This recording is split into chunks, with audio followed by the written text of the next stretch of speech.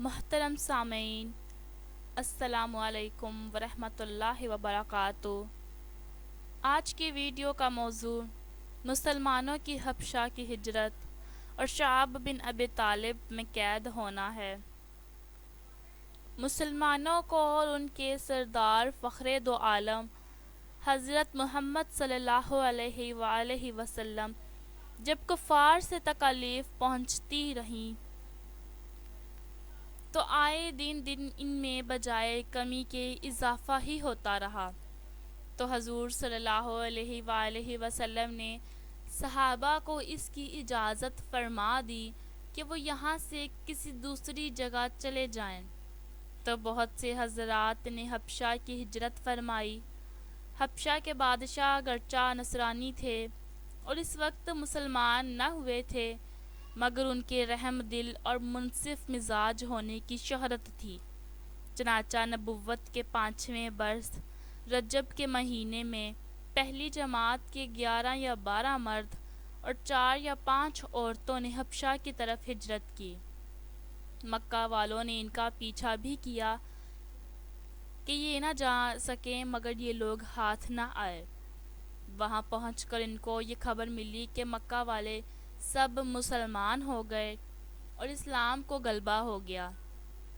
اس خبر سے یہ حضرات بہت خوش ہوئے اور اپنے وطن واپس آ گئے، لیکن مکہ مکرمہ کے قریب پہنچ کر معلوم ہوا کہ یہ خبر غلط تھی اور مکہ والے اسی طرح بلکہ اس سے بھی زیادہ دشمنی اور تکلیفیں پہنچانے میں مصروف ہیں، تو وہ بڑی دقت ہوئی۔ ان میں سے بعض حضرات وہیں سے واپس ہو گئے اور بعض کسی کی پناہ لے کر مکہ مکرمہ میں داخل ہوئے۔ یہ حبشہ کی پہلی ہجرت کہلاتی ہے۔ اس کے بعد ایک بڑی جماعت نے جو 83 مرد اور 18 عورتیں بتلائی جاتی ہیں متفرق طور پر ہجرت کی، اور یہ حبشہ کی دوسری ہجرت کہلاتی ہے۔ بعض صحابہ نے دونوں ہجرتیں کیں اور بعض نے ایک۔ کفار نے جب یہ دیکھا کہ یہ لوگ حبشہ میں چین کی زندگی بسر کرنے لگے تو ان کو اور بھی غصہ آیا اور بہت سے تحائف دے کر نجاشی شاہ حبشہ کے پاس ایک وفد بھیجا اور ان کے خواص اور پادریوں کے لیے بھی بہت سے ہدیے لے کر گیا۔ جا کر اول پادریوں اور حکام سے ملا اور ہدیے دے کر ان سے بادشاہ کے یہاں اپنی سفارش کا وعدہ لیا، اور پھر بادشاہ کی خدمت میں یہ وفد حاضر ہوا۔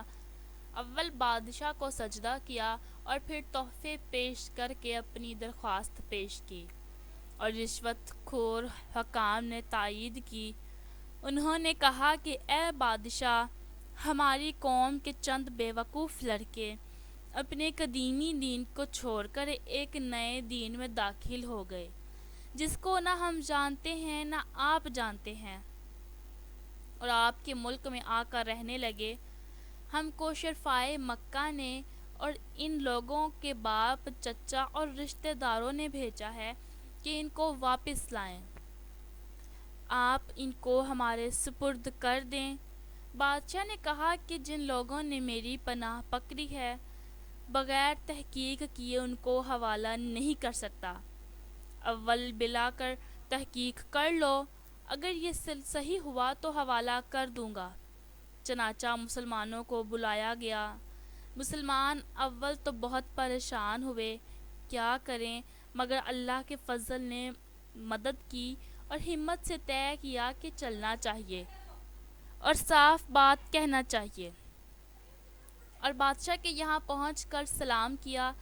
کسی نے اعتراض کیا کہ تم نے بادشاہ کو آداب شاہی کے موافق سجدہ نہیں کیا۔ ان لوگوں نے کہا کہ ہمارے نبی نے اللہ کے سوا کسی کو سجدہ کرنے کی اجازت نہیں دی۔ اس کے بعد بادشاہ نے ان سے حالات دریافت کیے۔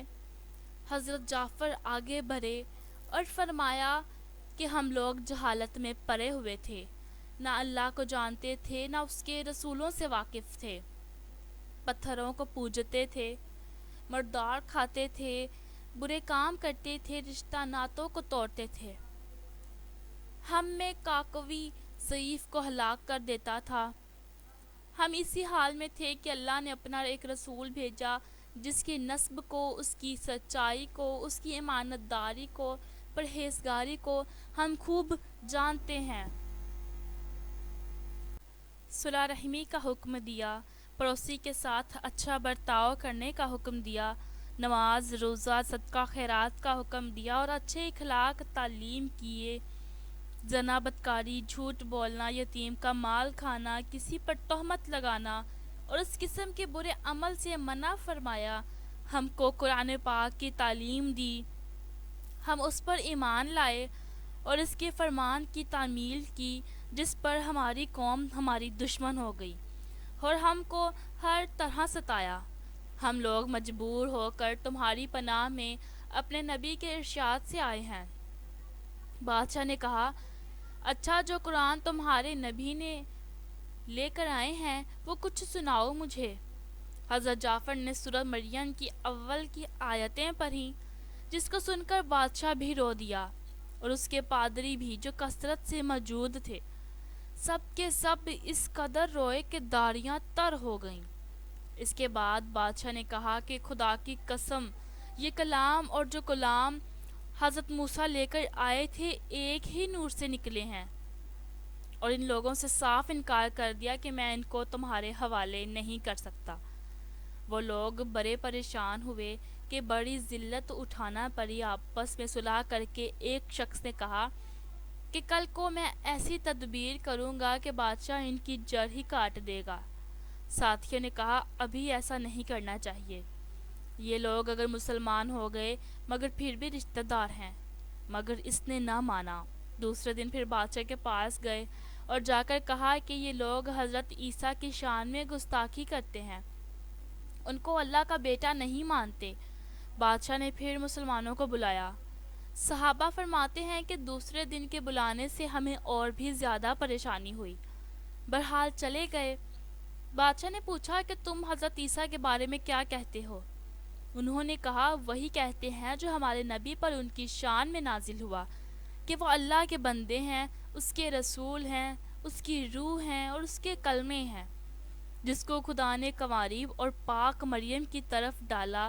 نجاشی نے کہا کہ حضرت عیسیٰ بھی اس کے سوا کچھ نہیں فرماتے۔ پادری لوگ آپس میں کچھ چخمخ کرنے لگے۔ نجاشی نے کہا، تم جو چاہے کہو۔ اس کے بعد نجاشی نے ان کے تحفے واپس کر دیے اور مسلمانوں سے کہا کہ تم امن سے رہو، جو تمہیں ستائے اس کو تاوان دینا پڑے گا، اور اس کا اعلان بھی کرا دیا گیا کہ جو شخص ان کو ستائے گا اس کو تاوان دینا ہوگا، جس کی وجہ سے وہاں مسلمانوں کا اکرام اور بھی زیادہ ہونے لگا اور اس وفد کو ذلت سے واپس آنا پڑا۔ تو پھر کفار مکہ کا جتنا بھی غصہ جوش کرتا ظاہر ہے، اس کے ساتھ ہی حضرت عمر کے اسلام لانے نے ان کو اور بھی جلا رکھا تھا، اور ہر وقت اس فکر میں رہتے تھے کہ لوگوں کا ان سے ملنا جلنا بند ہو جائے اور اسلام کا چراغ کسی طرح بجھے۔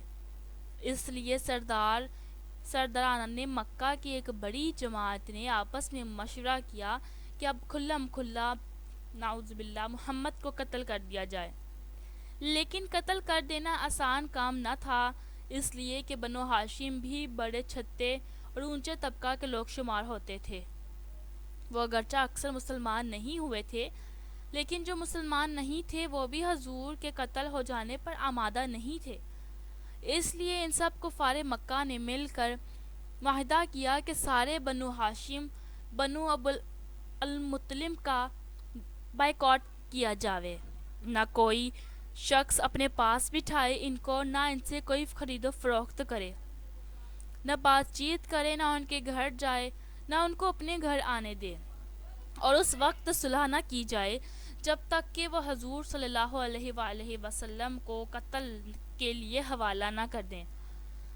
یہ معاہدہ زبانی ہی گفتگو پر ختم نہیں ہوا، بلکہ یکم محرم 7 نبوی کو ایک معاہدہ تحریری لکھ کر بیت اللہ میں لٹکایا گیا، تاکہ ہر شخص اس کا احترام کرے اور اس کو پورا کرنے کی کوشش کرے۔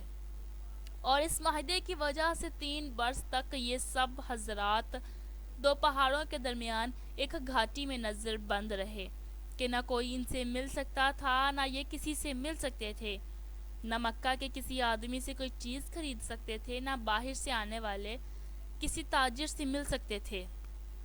اگر کوئی شخص باہر نکلتا تو پیٹا جاتا اور کسی سے ضرورت کا اظہار کرتا تو صاف جواب پایا جاتا۔ معمولی سا سامان غلہ وغیرہ جو ان لوگوں کے پاس تھا وہ کہاں تک کام آتا۔ آخر فاقوں پر فاقے گزرنے لگے اور عورتیں اور بچے بھوک سے بیتار ہو کر روتے اور چلاتے، اور ان کے اعضاء کو اپنی بھوک اور تکلیف سے زیادہ ان بچوں کی تکلیف ستاتی۔ آخر 3 برس کے بعد اللہ کے فضل سے وہ صحیفہ دیمک کی نظر ہوا اور ان حضرات کی یہ مصیبت دور ہوئی۔ 3 برس کا زمانہ ایسے سخت بائیکاٹ اور نظر بندی میں گزرا، اور ایسی حالت میں ان حضرات پر کیا کیا مشقتیں گزری ہوں گی وہ ظاہر ہے، لیکن اس کے باوجود صحابہ کرام رضی اللہ عنہم اجمعین نہایت ثابت قدمی کے ساتھ اپنے دین پر جمے رہے، بلکہ اس کی اشاعت فرماتے رہے۔ بے شک حضور صلی اللہ علیہ وآلہ وسلم کے پیارے صحابہ کرام کی زندگیاں ہمارے لیے مشعل راہ ہیں۔ جس طرح صحابہ کرام نے استقامت کے ساتھ دین اسلام کا دفاع کیا، اسی طرح ہمیں بھی اپنے اس دین کی حفاظت کرنی چاہیے۔ اسی میں ہم سب کی کامیابی مضمر ہے۔ اللہ تعالی ہم سب کو عمل کرنے کی توفیق عطا فرمائے، آمین یا رب العالمین۔ اس ویڈیو کو زیادہ سے زیادہ اپنے دوستوں کے ساتھ شیئر کریں، ہو سکتا ہے کہ آپ کی اس عمل سے کوئی نیکی پکڑے۔ آج کی ویڈیو آپ کو کیسی لگی کمنٹ کر کے لازمی بتائیں، اور چینل کو سبسکرائب کرنا مت بھولیں تاکہ آپ کو ایسی مزید ویڈیوز کا نوٹیفیکیشن ملتا رہے۔ اپنی دعاؤں میں یاد رکھیں۔ اللہ حافظ۔